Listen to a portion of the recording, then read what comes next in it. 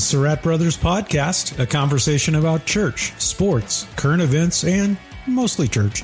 Today we talk about the demise of Red Lobster, the best fajitas in Houston, and we ask our friend Dave.travis why churches are so bad at succession. Now join me, my brother Chris, and occasionally my other brother Greg for the podcast. Hey, welcome to the podcast. I'm Geoff, and I am here with my former brothers, Chris and Greg. We'll get to some serious relationship problems we've got in just a minute. But let me check in first. Chris, how are you? Are we speaking again? Because it's hard to tell. But you know how you pretend to be nice at church because everybody doesn't need to know that you're really angry at your spouse or whatever. That's what we're doing. Hey, Chris, how you doing? Oh, I'm doing great. No, that's so good to hear. It's really good to see you, Geoff. Oh, it's so good to see you. Greg, how are you? You know, when you nod, that doesn't help. Yeah, praise God. I'm so good. It sounds like I don't know if bitter is the word. Yeah. So for those of you who missed last week's episode, I very much encourage you not to go back and listen to it. I listened to it. It's terrible. What happened was I wrote an incredible episode, brought in a good friend of mine, and then I got stuck at very high level meetings up in the mountains in Colorado, was not able to make it back in time to record the podcast. And you two yahoos did it without me, which I appreciate. I really do. It was very helpful. But to me, you spent most of the time just throwing me under the bus. So, don't appreciate it. In retrospect, I would have done the same thing. And I felt like it was probably, I don't know how Greg feels, but probably the strongest show so far, 17 of them. And I feel like it was a little better. We definitely, it felt like to me, we hit a peak. And it just felt good. But we love you. We really do. Yeah, I could feel the love all the way through the podcast. And the feedback I'm getting from people who've listened to it is that I think the two of you are probably the only two who think it was the best episode. So I'm glad you guys enjoyed yourselves. No, you did a good job. You did a great job. I thought it was hilarious. I can't remember. There was a line. I was listening in the car. I hadn't listened to it. I posted it, but I hadn't listened to the file.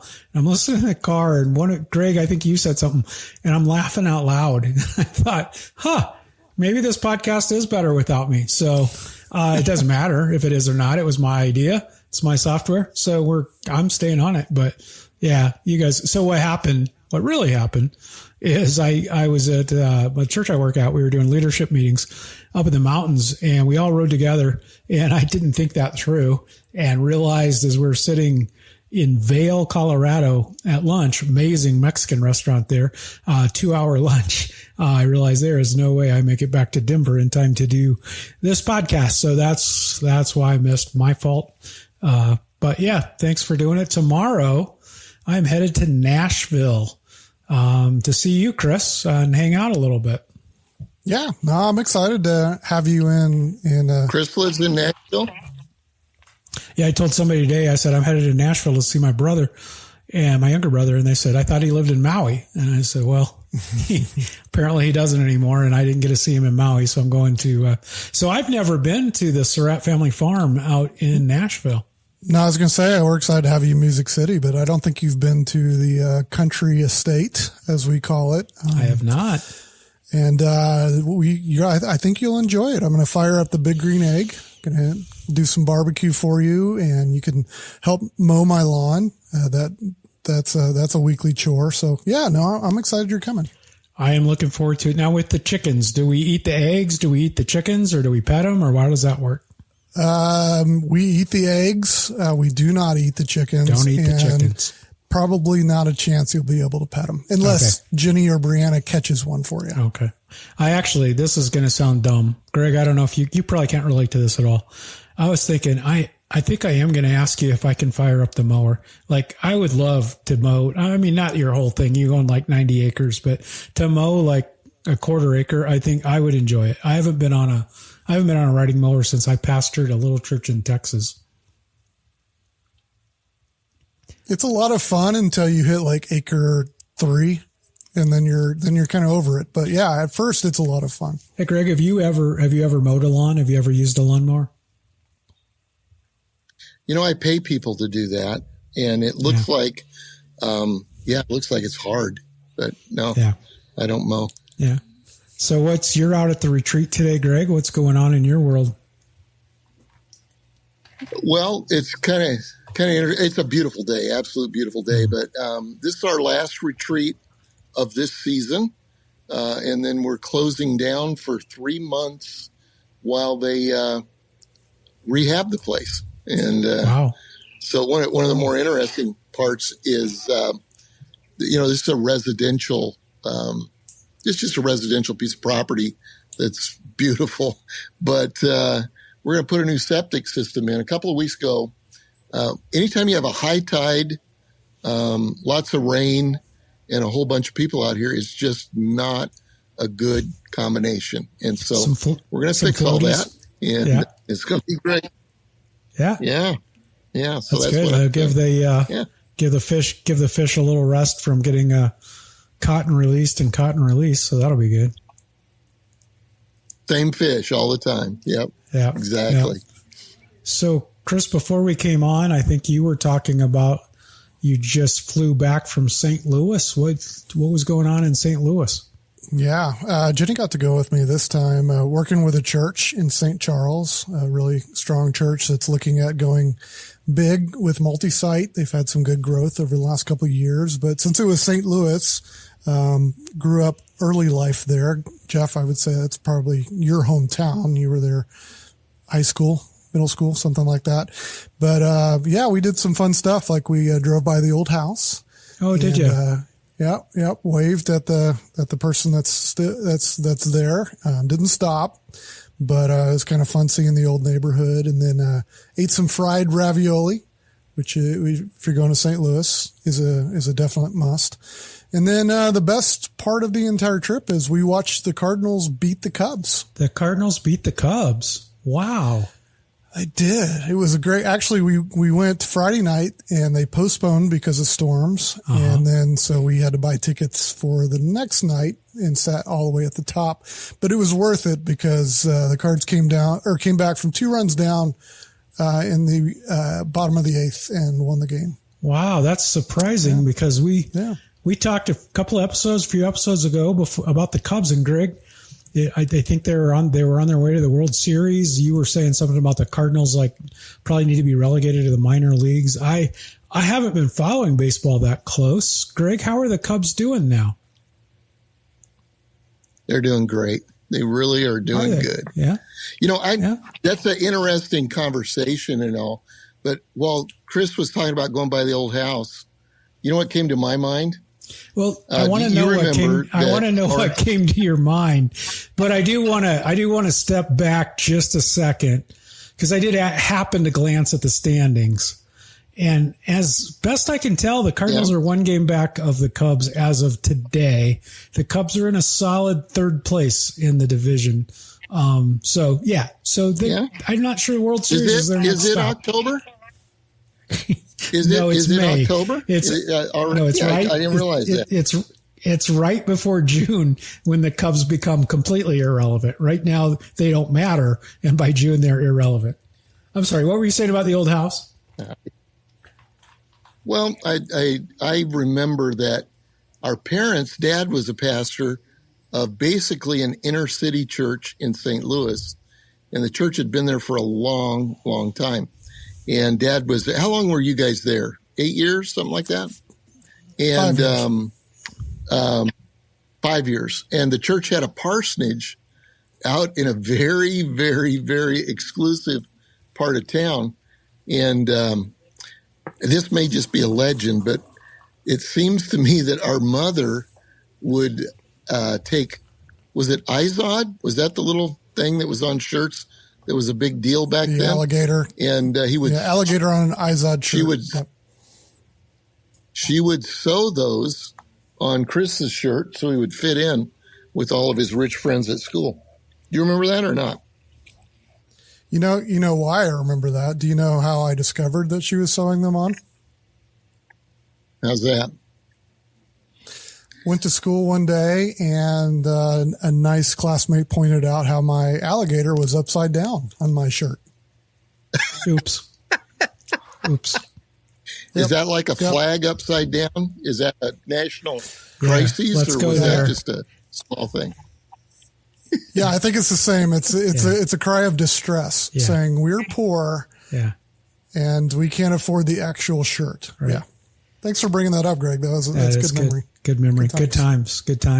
Yeah, I went to high school in St. Louis, and that house was in a very affluent part of St. Louis, and Dad pastored this. We were poor. Like, we drove old cars, and he pastored a church that had no money at all.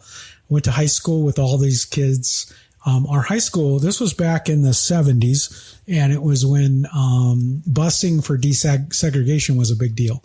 And so my school was about 60% Jewish, 30% African American, and me. And that's not an exaggeration. That was my school. So when Yom Kippur would come around, none of the Jewish kids went to school during Yom Kippur. I went. So it was me and the African Americans who all said, I thought you were Jewish. And I said, I identify as Jewish. Like, if I don't have to go to school, I drove a 1969 Plymouth Fury 3. This was not a classic car. This was an ugly. Chris, were you old enough to remember that car, that ugly blue car I had? I have some memories of it. Yeah. Yeah. It was ugly. So I drove that to high school, and I literally parked in the parking lot one day next to a Bugatti. Like, I'm not making it up. High school kid driving his dad's Bugatti to school, and me and my Plymouth Fury 3. Didn't you go to school with Lou Brock Jr.? If you're a Cardinals fan, Lou Brock was one of the legends of the St. Louis Cardinals. Didn't you go to school with his son? Yeah, I was a senior. His son was a freshman. I remember going to and this is not a big thing now. It was a big thing back then. I remember going to his son's basketball game, and he dunked in a freshman basketball game. I had never seen a high school kid or a high school freshman. And in a school that's 60%, I don't mean to be racial, but in a school that's 60% Jewish, we didn't have a lot of dunkers. Like, that wasn't a big part of our school. Chris, you said you ate fried ravioli while you were in St. Louis, one of the great St. Louis dishes. Did you have anything else? Muscatoli or Emo's Pizza, anything else from St. Louis?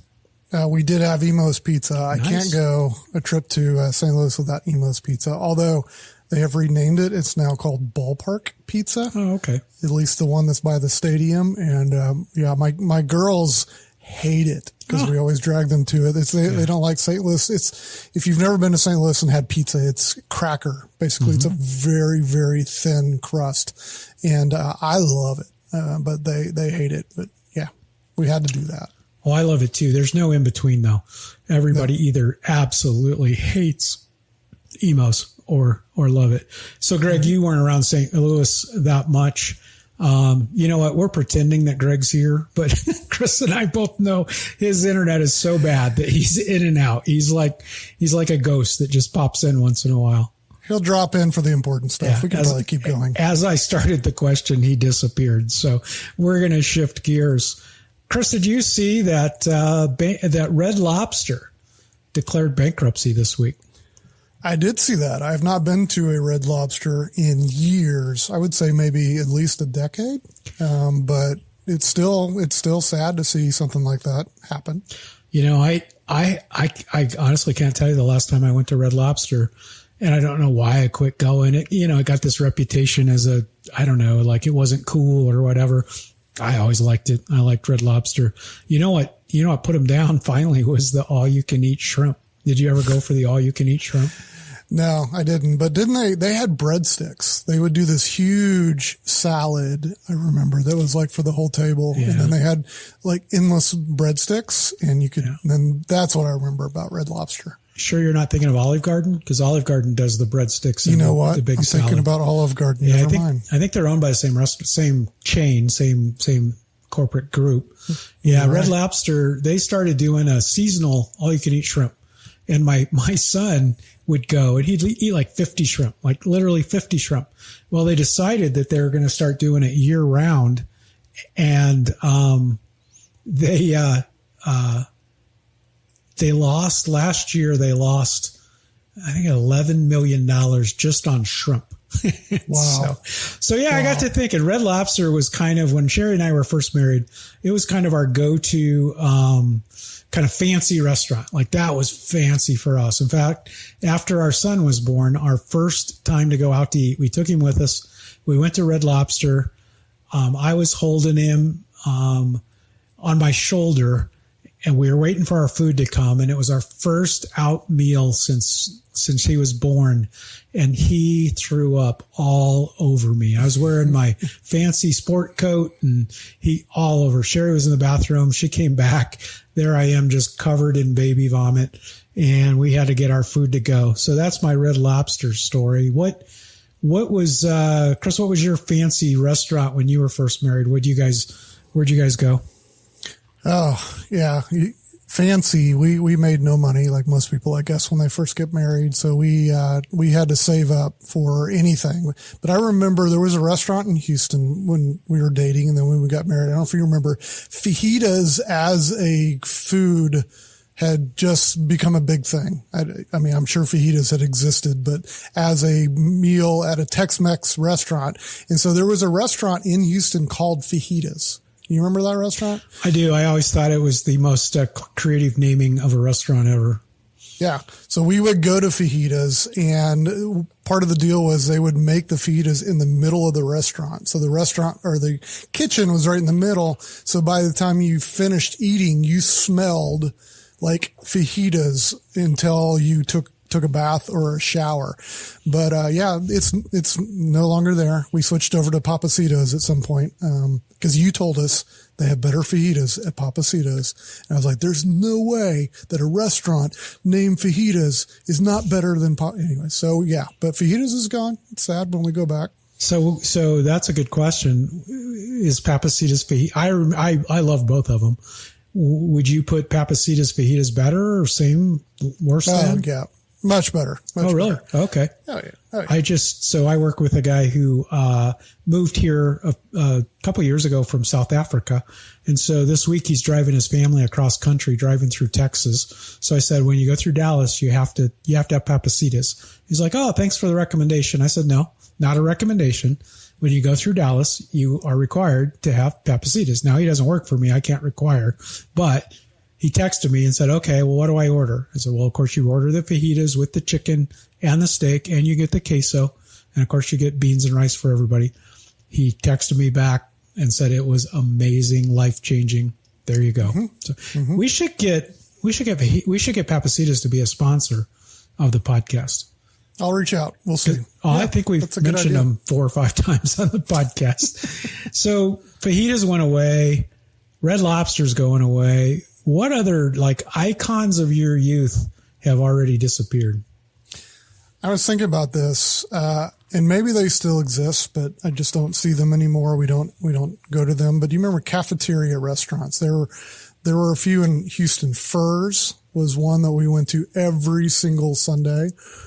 Piccadilly, I think, was a cafeteria restaurant, and I mean, there's similar type restaurants now. Like if you go to a Chipotle or a Moe's, you can move down the line, but they would have everything, like anything you could think of, Italian, Mexican, American, fish, seafood, and you would just choose and you go down the line and they would just pile it onto your plate as you went along.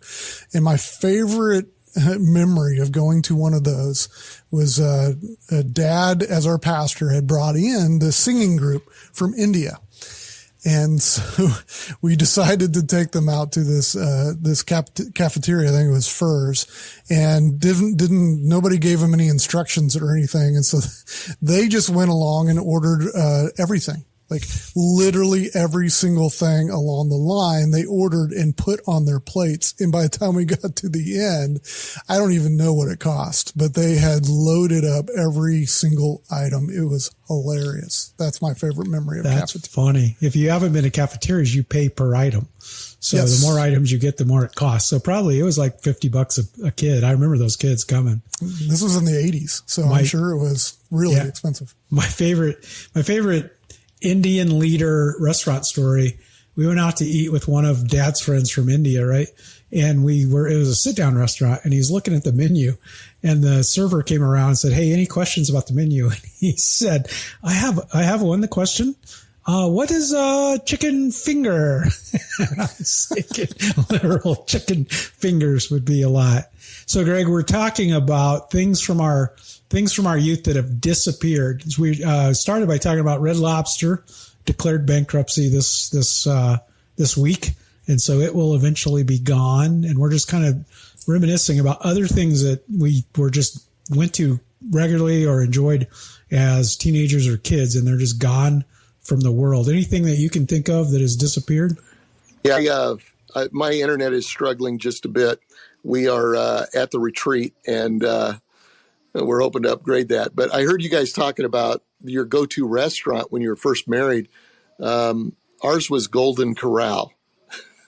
It was the only restaurant actually in the city. And so that's where we ended up going. But I was thinking about places that or things that have disappeared. I think restaurant in Denver there where they dive off into the water.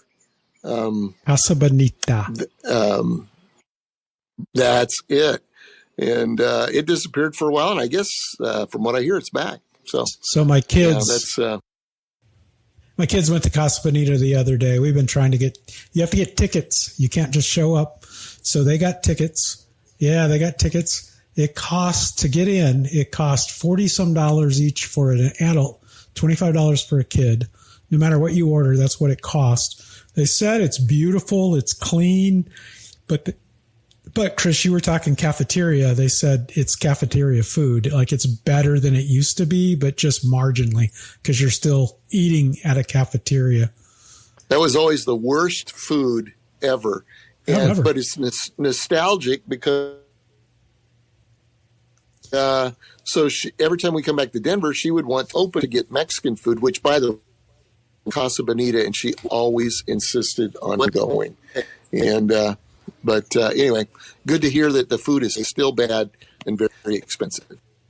I spent some of the longest nights in the restroom after visiting Casa Bonita. It always came back to haunt you at about 2 a.m.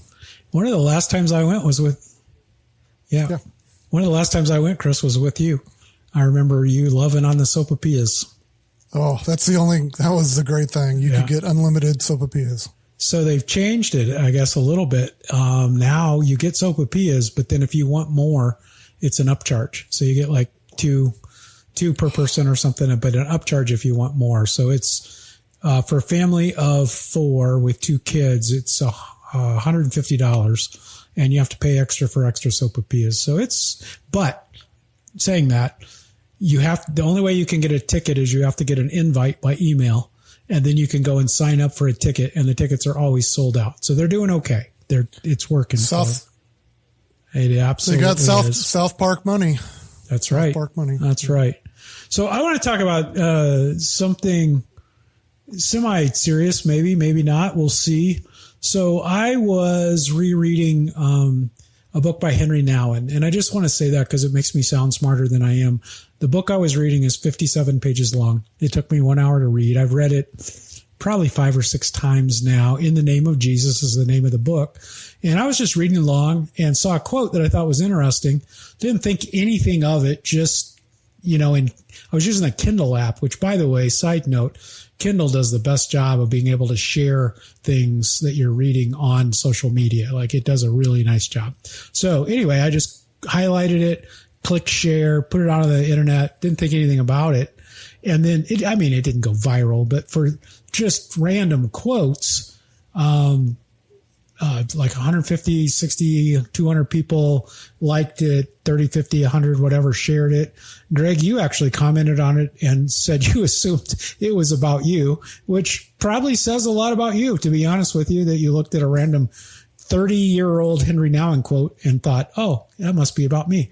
But the quote is this: much Christian leadership is exercised by people who do not know how to develop healthy, intimate relationships and have opted for power and control instead. So I'll just throw it out there. So, Chris, do you agree or disagree with that statement?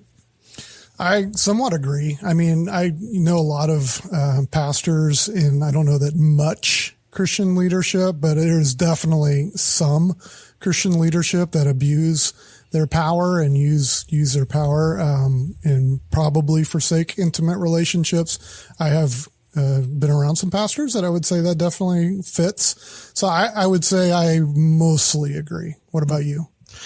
Yeah, I mean, it stood out to me. It was interesting. There was a little bit of a discussion around the word much. And someone said, well, you would have to have a vast experience with Christian leaders to be able to say much. And the truth is, it's a different circle than we're in. But Henry Nouwen had a vast experience. He taught at Harvard, Yale. He taught Christian leaders, priests for many, many, many, many years. Wrote, I think, 70 books. So he had a lot of experience. But somebody pointed out that much can just mean too much. Like even a little might be too much. Like the horrible youth pastor illustration we used to give, where with brownies, how much dog poop is too much dog poop, any dog poop. So I think if you think of much as more than should be, I would agree with it. Like if he said most, I would totally disagree. But the idea of much, I hadn't really thought about the way you said, but I agree with what you're saying there is, I think I know a lot of leaders who struggle with developing healthy, intimate relationships. I know a lot of leaders who power up and use control. I don't think I would say that it is a one-to-one relationship. Like pastors who struggle with relationships automatically go to power and control. But I think it does happen. So yeah, no, I totally agree with you that that may not be the default for all of them to go to power, but I do think as a whole that pastors struggle with having healthy, intimate relationships. So I really want to talk about this question.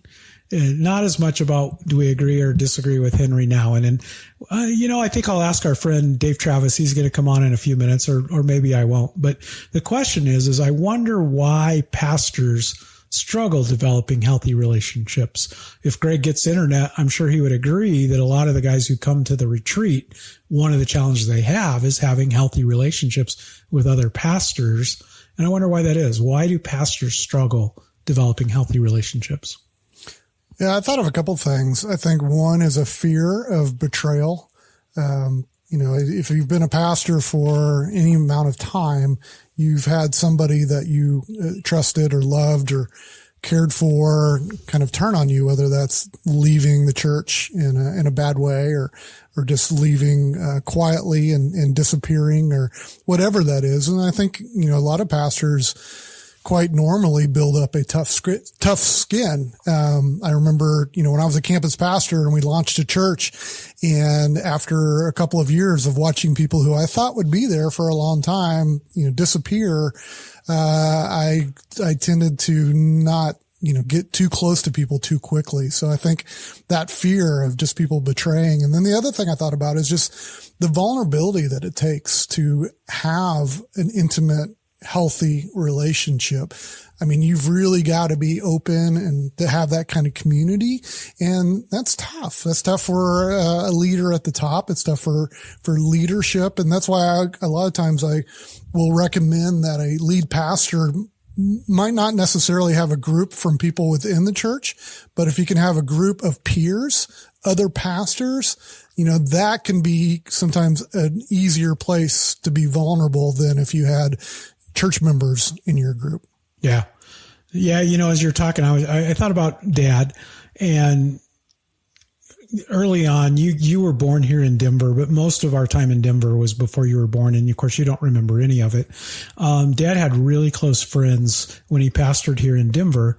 And I was young when we moved away. I was 12. So I didn't know any of the ins and outs, but Dad got burned pretty badly and felt very relationally betrayed. I think that was the word you used, betrayed. Dad felt that. And I saw as a teenager, you're not cognitively sitting down and analyzing this, but I saw Dad become more and more isolated. We left St. Louis. We went to Joplin, Missouri for just a short time. We wound up in, as we said, St. Louis, and we were there. What did you say, Chris? 5 years? 5 years. 5 years in St. Louis. And I honestly, and Dad can speak to this, I don't know of any close friends that he formed in the church in St. Louis. Alan Pettinger was my youth pastor. He and Alan were very close.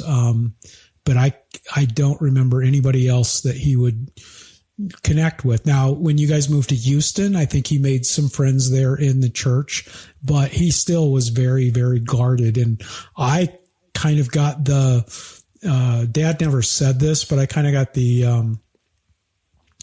kind of the idea that you don't make close friends in ministry, especially not in your own church. And I think it's that betrayal and that pain. And yet, without close friends, without intimate, personal, healthy, accountable relationships, this world's too tough. Like, it's like Greg says it all the time, but it's too hard to do alone. Like, it just is. And so I think that the key there, whether you agree with now or not, that if you don't have healthy relationships, you go to power and control, you go somewhere. You go somewhere that's not good. You go somewhere dark. And that's why we talk about on this podcast, Greg talks about it in his book. We talk about it all the time, how important it is. I mean, you've committed your life, Chris, to small groups because small groups, a part of that is just that not doing life alone. And I think for pastors, it's even doubly important. Yeah. So, Greg is on the move. I wish that you could see video. We're watching the ceiling of the retreat, which looks amazing. I'm sure it'll look even better when the repairs are done. But I tell you what, Chris, why don't we bring in our friend, Dave.travis? Hey, we're excited today to have our friend Dave.travis with us. You know, every guest, I say, oh, this is our friend. Some of them we don't like that well. Like we're nice to him on the podcast, but really don't like him. We really like Dave.travis. I like Dave.travis. We'll probably have to go around, get an opinion there. We all have unique connections. I met Dave back when he was CEO. Well, actually, you weren't even CEO at the time. You were at Leadership Network, and I actually worked for somebody who worked for you for a while. And then my wife worked for somebody who worked for you for a while. And then Chris, you never officially worked for Dave, did you? But you contracted with LN. Is that right? I contracted. Yeah. I think I started as a participant first. Oh, that's Dave, right. Probably through one of the multi-site things, but then ended up contracting. And our brother Greg, we said earlier, Dave, he's like a ghost. He comes in, he comes out, he's in, he's out. So he's in right this second. We'll see if he can answer. Hey, Greg, do you remember how did you and Dave meet? At Leadership Network years ago, when we were looking at multi-site before it was called multi-site. Dave was a part, I think, of shepherding some of those groups, although I think Greg Ligon did more in that particular group with us. But, he was, Dave was always the wisest voice in the room. Yeah.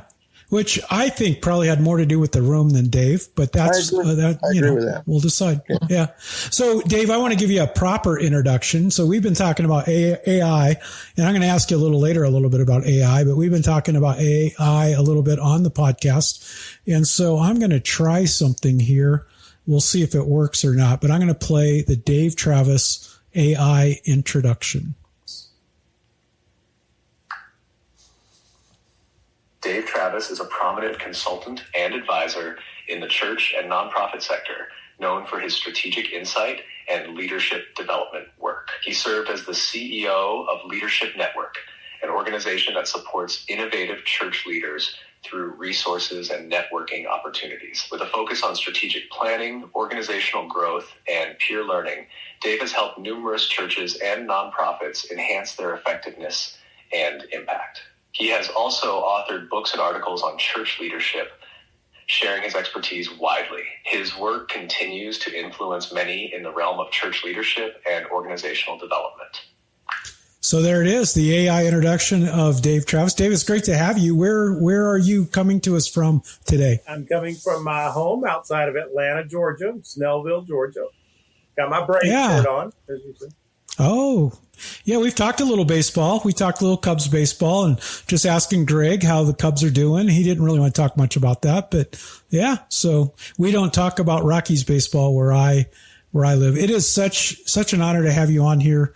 We kid around with you because we're friends, but you were a big part of Leadership Network from early days all the way through. So many things happen through Leadership Network.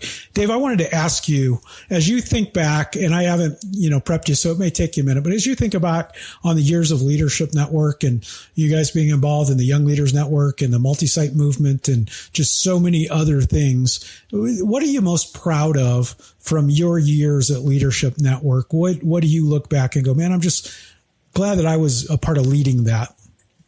Yeah, I had a unique opportunity and a great team. So let me just start there. That really did help catalyze some of the movements of innovation that still shape American Christianity today, especially evangelical Christianity, to a lesser extent, some of the mainline and other streams. I came as a peon, as a part-time peon when I first started there, and they asked me to do some things. And when I stepped down in 2018, I was the CEO at that time, but I had a great team through that whole process. And so I'm proud of the team. I'm proud of what we accomplished, all the new things that we got to try and do to help church leaders across the country. It was fun. Such a wonderful, meaningless, humble answer. So, Dave, I'll do it for you. How's that? So you were a part of movements that helped start Acts 29, the new thing, the North Coast Training Network. ARC was involved in that, and you guys helped catalyze the launch of that. Before that, Young Leaders Network launched some movements that are still reverberating in the evangelical church today. You saw multi-site, the potential of multi-site before people were talking about it at all. And pardon me, you personally looked at it and went, I think there's something here. Even when people at that point were going, you're talking about a couple of one-offs. Like, why would that? You said, no, I think there's something here. And so I just, think a lot about some of the impact Leadership Network has had on the church. And it reflects well Bob Buford, right? Bob always wanted to, my fruit grows on other people's trees. People don't realize all that Bob was involved in. When you look at Leadership Network, they look at Dave.travis. People don't realize, oh, Dave was there. Yeah, he was there. Leadership Network is there. And I'm pretty nostalgic about this, but Leadership Network isn't an entity anymore. I think there's a brand name or something, but LN is not there. Is there something that is missing from the evangelical landscape or the church landscape that Leadership Network filled a niche that you'd say, you know what, I'm not sure anyone has quite stepped in where we were in this arena? Yeah. So whether it's missing or not, I don't want to necessarily speculate, but when I joined Leadership Network, and I actually joined, by the way, in version 2.0. Version 1.0 that Fred Smith and Bob Buford had started was really focused on senior pastors of large churches across tribes and tradition and bringing them together to resource one another. And that was really our core. The peer protocol was always our core thing. It's not that we have something to teach you. It's that we believe in putting you together, you can learn from one another. And so when I joined, that was still our strongest thing that we did. And there were some other kind of pieces. But you got to remember, this was really pre-internet. This was pre-means of gathering folks. And this was the early days of a lot of cross-tribal, cross-denominational collaboration. Okay, which has totally shifted. And that may be the lasting impact. And I don't know if Leadership Network did that or if that was just coming anyway. Yes, to go back to a couple stories that I usually tell. When we started the multi-site thing, that was one of our leaders, Warren Shue, who I said, hey, man, go figure this out because this is going to be something. And we knew of a couple churches. The real hero there was a lady that has really been forgotten. Her name was Polly Lott. She was an assistant to an executive pastor of the chapel in Akron, Ohio, and she had a list of 78 And we put that list of 78 with the list that we had found. I'd gone to visit with Dave Ferguson and his brother and a couple other leaders there. They were at like maybe 3 sites at the time. And I looked at Warren and I said, this is going to be big. We need to help people figure this out. And of course, September 11th, 2001, we held a gathering of those people. Your brother, Greg, crashed the party because I don't think they were quite multi-site yet. He shows up with Byron Davis. I think Byron was, and then at the same time we were doing that, we had started a couple of years earlier what we called the Burning Bush Project 1, which we gathered church planting and church resourcing churches. And we pulled them together twice a year. We had a process by which they learned from one another, and we gave them some grants.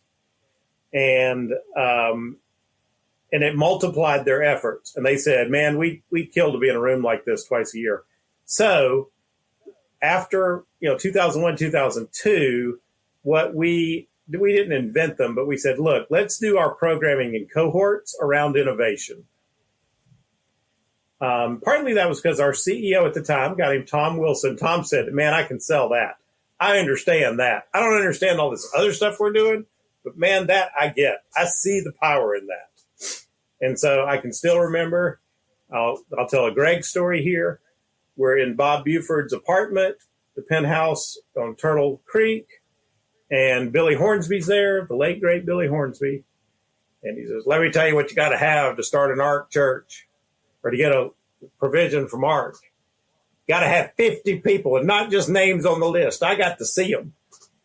You got to be able to raise $50,000 because if you match, and if I see that money, we'll match it, and he began to describe, the beginnings of ARC, and we were able to help, get behind some of that as well. But that began these, what we called leadership communities that focused on various innovations. Some worked, some didn't. But we believed that by putting those churches together, they could help each other go faster. And we had a process, as both of you know, you've already referenced. You helped facilitate some. Chris probably helped facilitate some, those experiences. But that was, kind of the key launching pad. There was one other kind of piece of the tripod that people have forgotten now, which is fine, is that in the late 90s, we developed what we called our learning adventures, where we would gather strategic pastors from across the country and learn from different fields. And so we had the Silicon Valley Learning Adventure, the Southwest Airlines Learning Adventure, the Experience Economy Learning Adventure, the Jim Collins Built to Last Learning Adventure. I mean, we had a string of these that helped to shape, I would say, the leaders of the more prominent churches to be open to certain innovations. So that was kind of that shaping that I was blessed to be a part of and help architect a lot of those kind of experiences. And that's even before you get to things like the nines. So and Greg, actually, I got to give credit to Greg Surratt on the nines, but I can tell that story later. So, Greg, do you want to confess now about sneaking in to Leadership Network events that you weren't qualified to be in? Yes, this is a time of repentance. I first heard about Leadership Network that they were convening churches. And I don't know if this was true or not, but you had to be 1,000 people and you had to be invited. And so I actually wrote a letter to Leadership Network to ask them if they'd ever heard of the church called Seacoast. And, we, let's just say we weren't quite 1,000. And so we got invited to our first event. And then a few years later, they did one for churches of 3,000 people. So you could all get together and do a staff thing and, kind of have a lot in common. And so we also got invited to that one. And let's just say we weren't quite 3,000 people. And then you talked about the Burning Bush Project. We heard about that. Billy and I sniffed out money. And so we Bob Buford, Billy, Byron Davis, and myself took Bob Buford to a very nice place to eat. We ate and dined very, very well. And then we brought him home. And I said, Bob, how do you get into the Burning Bush project? And it was top secret. Nobody was supposed to tell. And so he asked me, he said, how'd you know about that? And I said, well, that's not important. What I want to know is how you get in. And he said, how many churches have you planted? And I said, 5. It was like we were a couple of years in. And he said, just keep planting churches. And that's all he would say. And so I started bugging Linda Stanley about it. And of course, we were all afraid of Linda Stanley. All of us were. And so finally, after we'd planted 10 more, or I think we planted 5 more the next year, Linda shoehorned us in, Billy and I, and sure enough, they had already given out almost all the money. We got the crumbs from the table, but we did get to hang around with some incredible, incredible people. And I would say, and Dave.travis is here, but probably there has been no greater influence on, the multiple moves of God in my lifetime, at least, and definitely no greater influence on Seacoast Church than Leadership Network. Put us around people who could dream big dreams, could encourage one another, could innovate together. And those honestly were some of my favorite years of ministry. And God forgave they weren't lies. They were faith statements. We made faith statements in order to get into various events. Yeah. So, by the way, you did throw one other name in there that is very critical in understanding the history of some of these things, and that's Linda Stanley. Linda ran the Burning Bush program, which became the foundation for all our other kind of programs and understandings. And then she launched, or we launched what we called the Next Generation Leaders Program, which I can tell a couple stories of Greg and a mentoring experience, which I think he referred to in a prior podcast as one of his worst experiences. But in the Next Generation program where we served, you had to be a senior pastor, you had to be younger than me, you had to have 1,000 people or more, and you had to be running up against things. And I was young at the time. That was 20 something years ago now. And so we influenced a lot of the leaders that today are the leading senior pastors in the country. We're a part of those groups. And Linda also led that. Yeah, we're not going to talk about Mark Driscoll and I. Were you there? You were there when Mark Driscoll and I had a little dust up. Yeah. It was around a campfire. It was. And the funny thing about that is we were debating multi-site, I think. Yes, we were. And Mark was arguing that that's not a reality and that's not real. That's not a thing. Yeah. Later on, of course, Mark had sites after that. Yes. So I won. Exactly. There you go. I wonder if, and we don't, I agree with you, Dave, like to say that nobody is in a certain space. Who knows? The thing I don't know is how many organizations that are doing leadership communities, it's spread a lot. But how many of, they're everywhere. By the way, you told me one time the first time I came to a leadership team meeting, I called it a learning community, and you turned to me and said, if you do that again, I'll kick your ass. And so I have carried that in my heart to this day. But so I call them leadership communities. But, here's what I don't know is how many organizations that do those truly come from a neutral platform, that are truly there as a platform, as a facilitator.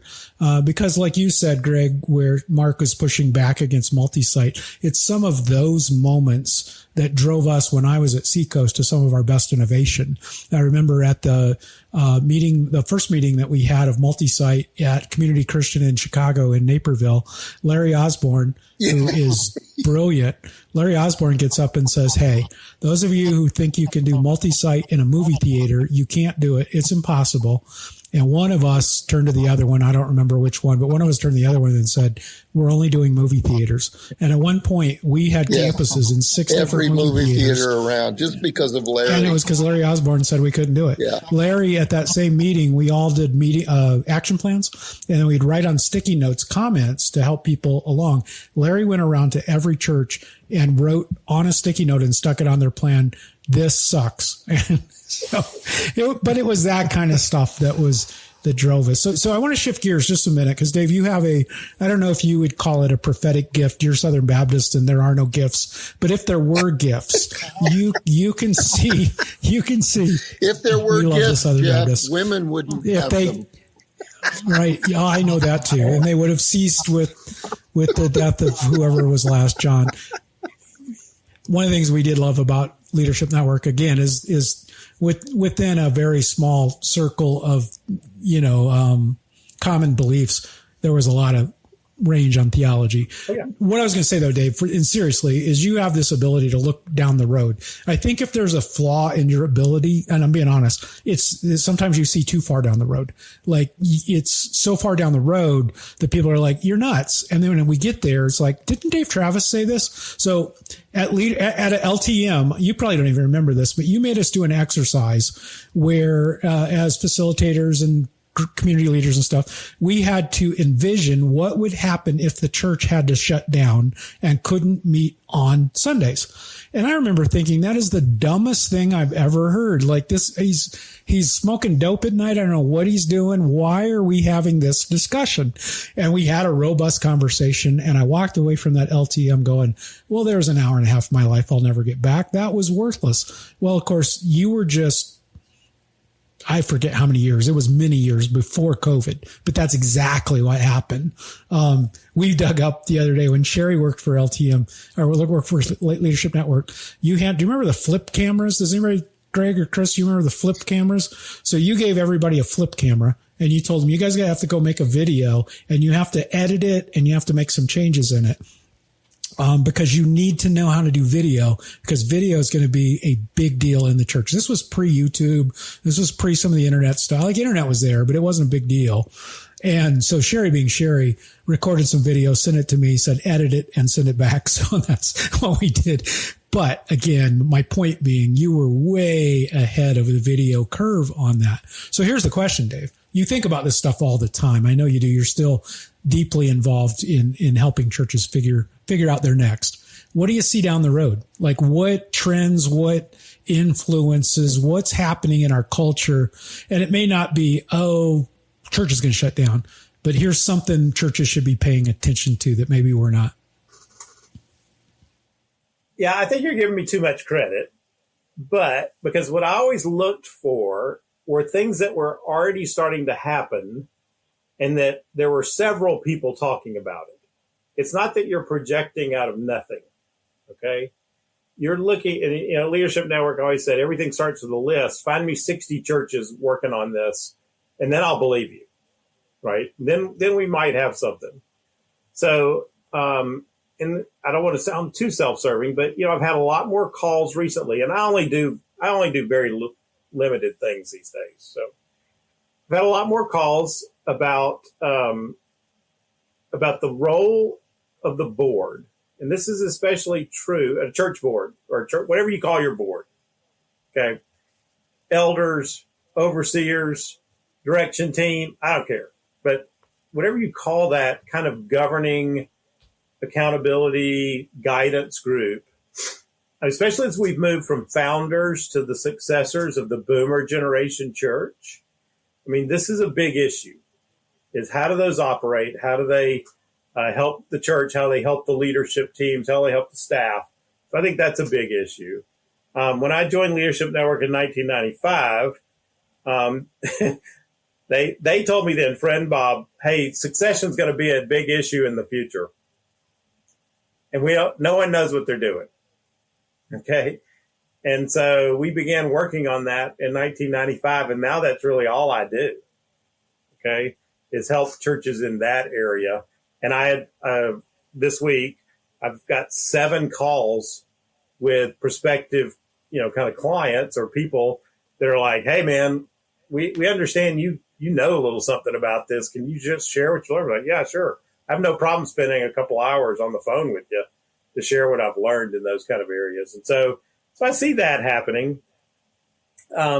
As to the more practice innovations that you've referenced, there's still a lot of stuff that I don't think we figured out, especially when it comes to the online. My mentor was a guy named Lyle Schaller, and Lyle said the church is not really caught up to the fact that people have automobiles. And I'm not sure we've caught up to the fact that people have computers and cell phones. And I don't know what all that means, because I'm not a native to that. But there's something still that'll work through our society there. I also see on the counter trend, Brad Smith, who worked for Leadership Network and was, he was really a wise person. He always said, whenever you see these trends, look for the counter trends. And so in one way, just to go back 20 years, multi-site was one piece of it, and church planting was kind of the counter trend. No, we need to plant independent churches. And those could work together just fine. And so the things I'm talking about now, in addition to people are still growing churches large and massive, and I think in American culture we will continue to do that. But I also think there will be a revival of the small 100 to 150 church plant, not existing church usually, that is a community of faith that'll look pretty like a traditional church in some ways, but will be really emphasize a high level of commitment and covenant with each other. So that's just a guess.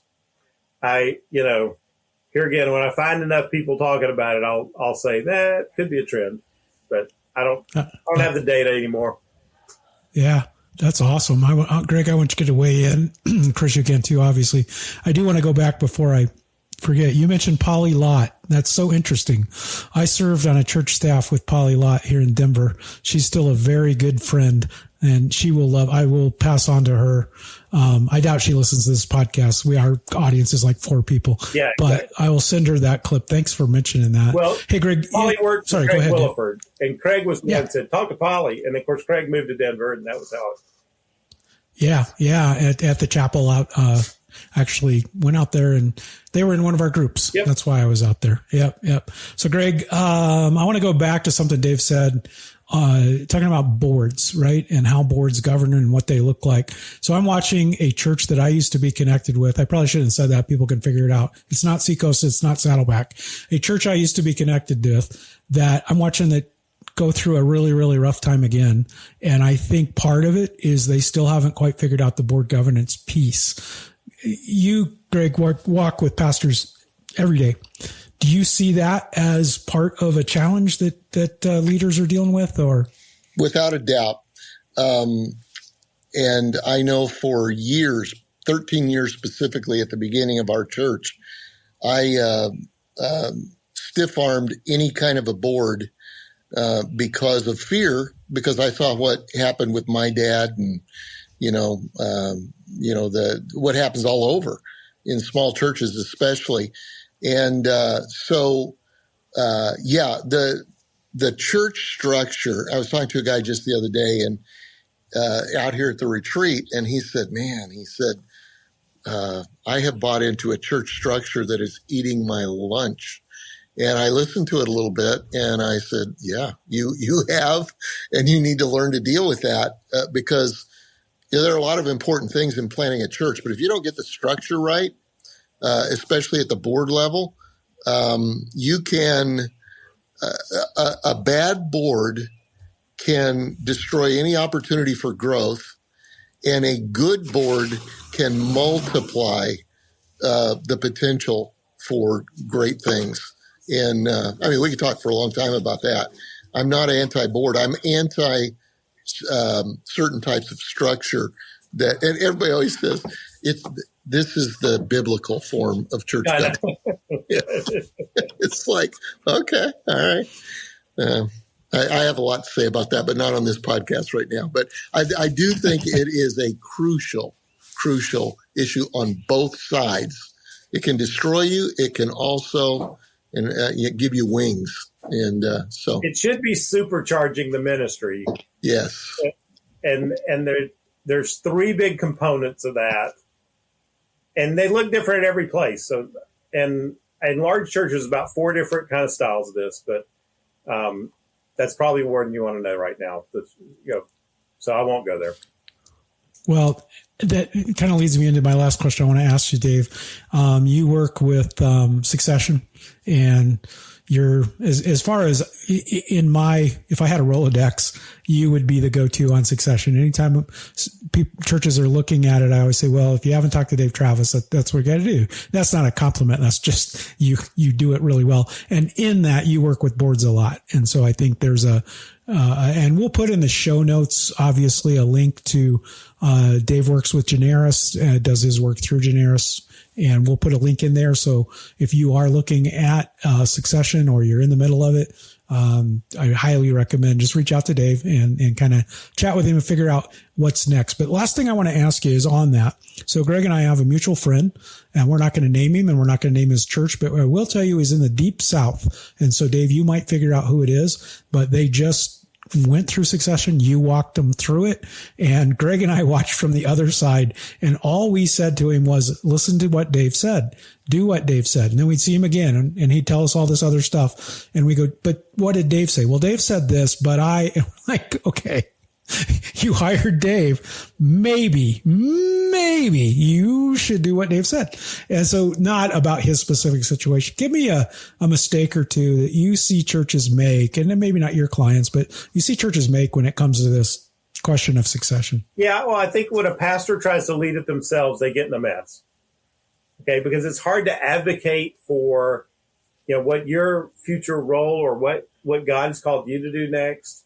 And so I think trying to do it by yourself is a real challenge. So that's one mistake that I see. I think the other thing that we really miss, and I'm sure you didn't miss it at Seacoast, there's 2 other big components. One is making sure you have a good celebration sending thing for the former pastor. Succession starts with the current leader, not the next leader.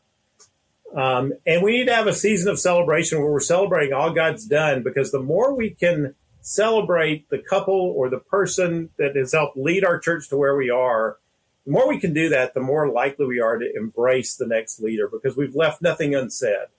We've been able to release that affection that we have there. The big thing is I've talked to a guy recently, and he said, well, I'm not ready to talk about succession yet because I haven't found the next leader yet. I'm like, that's the wrong place to start. Don't start with search. Start with you.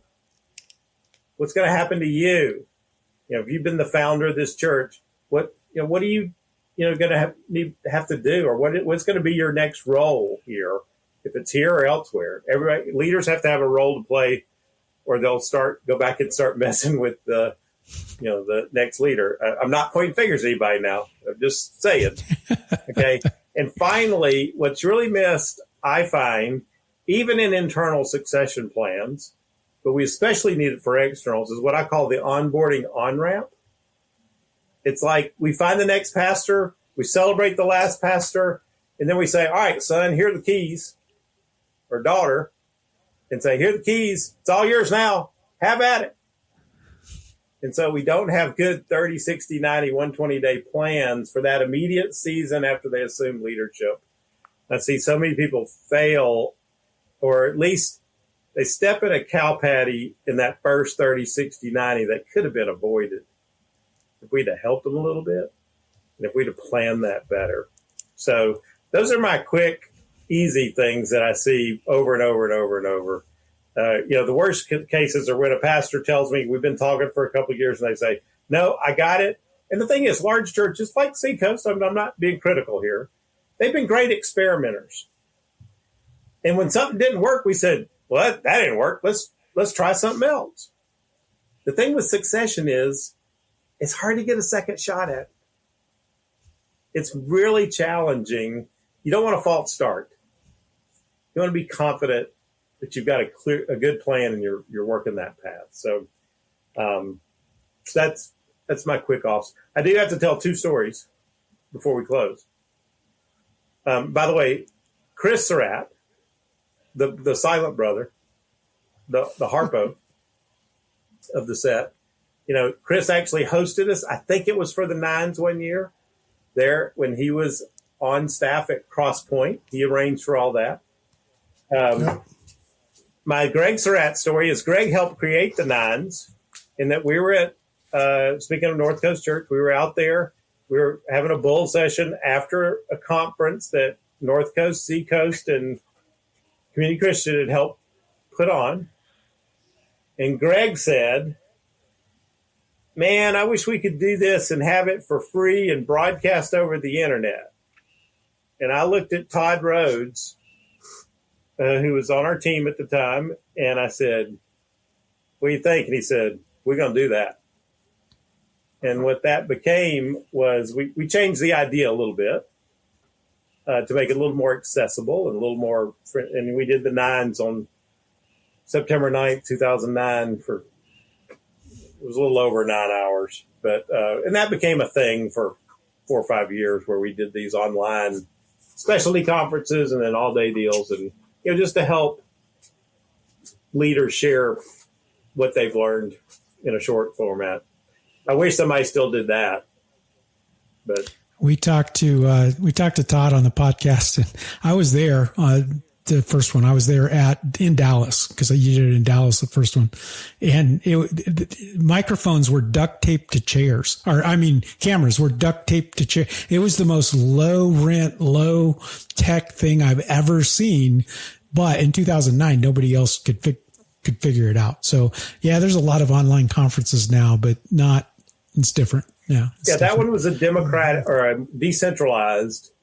Yeah. Kind of way. And I give Greg credit for the initial idea that got us started down that path. Greg demands that we give him credit for things he didn't do every time we meet. Hey, I've got another. Have you gotten a lot of money for that? Yeah. I've got another big idea like that. I have the ideas, but I have no idea how to pull them off. But now there's not a leadership network to make it happen. So. Well, hey, speaking of succession, I think it's next week we're having Andy Wood, who succeeded Rick Warren. So we'll find out how that succession is going. Andy's a friend from way back, and so we're looking forward to that. Dave, unbelievable. And I mean this from my heart. Like, your impact on my life, on my wife's life, on our church at Seacoast. We still, Sherry and I, and Greg is too, still deeply involved in a community in Europe that started under your watch at Leadership Network with Brent Dolfo. And so, yeah, thank you for everything that you've done for the kingdom, but thank you also for being on our podcast. It's been great. Loved it. Yeah, thank you. Enjoyed it.